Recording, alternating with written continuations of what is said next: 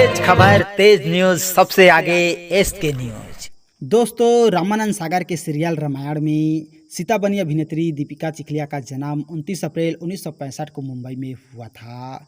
दीपिका जी का रुझान शुरुआत से अभिनय के क्षेत्र में था और वो अपने स्कूल में होने वाले नाटकों में हिस्सा लिया करती थी। 1983 में उन्होंने फिल्म सुन मेरी लैला से करियर की शुरुआत की और 1985 में दीपिका जी ने पहला टीवी सीरियल दादा दादी की कहानियाँ की। इसके अलावा उन्होंने विक्रम बेताल में शानदार काम किया, जिसे आप लोगों ने काफ़ी पसंद किया। और 1987 में रामानंद सागर ने दीपिका जी को रामायण में सीता के रोल के लिए चुना और ये किरदार उनके लिए मील का पत्थर साबित हुआ।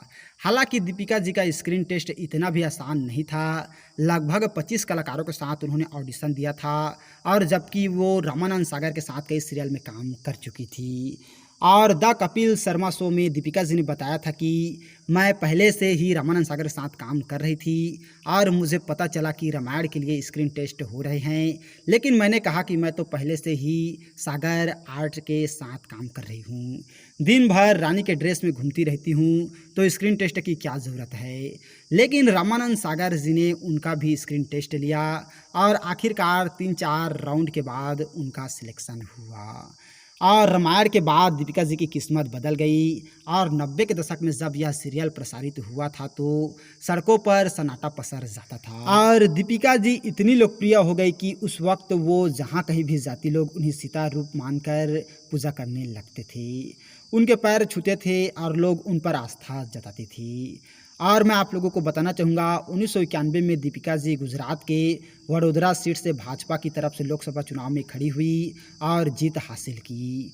शुरुआत में उनका राजनीति में जाने का कोई विचार नहीं था, लेकिन रामायण में रावण का किरदार निभाने वाले अभिनेता अरविंद त्रिवेदी जी ने उन्हें चुनाव लड़ने की सलाह दी थी और सीता की छवि से भी उन्हें चुनाव में फ़ायदा मिला था। और दीपिका जी ने कॉस्मेटिक के एक बड़े बिजनेसमैन हेमंत टोपीवाला से शादी की और दंपति के 2 बेटियां निधि और जूही हुई। दीपिका जी भी अपने पति के बिजनेस में हाथ बटाती है और दीपिका जी लंबे समय तक टीवी और फिल्मों से दूर रही। 2017 में उन्होंने गुजराती सीरियल से वापसी की और 2019 में वो फिल्म बाला में नजर आई। पिछले साल लॉकडाउन में रामायण के पुनः प्रसारण से एक बार फिर से दीपिका चिखलिया जी चर्चा में आई और इस दौरान सोशल मीडिया पर उनके फॉलोअर्स की संख्या तेजी से बढ़ी। और आज है सुप्रसिद्ध अभिनेत्री दीपिका चिखलिया जी का जन्मदिन, तो हम लोगों की तरफ से दीपिका चिखलिया जी को जन्मदिन की बहुत बहुत बधाई। और आप जहाँ भी रहें खुश रहें, आबाद रहें, हम लोगों की यही दुआ है। तो और ऐसे ही फिल्मी जानकारी के लिए अगर अभी तक आप लोगों ने हमारे चैनल को सब्सक्राइब नहीं किया है तो प्लीज़ दोस्तों हमारा चैनल ज़रूर सब्सक्राइब कीजिएगा।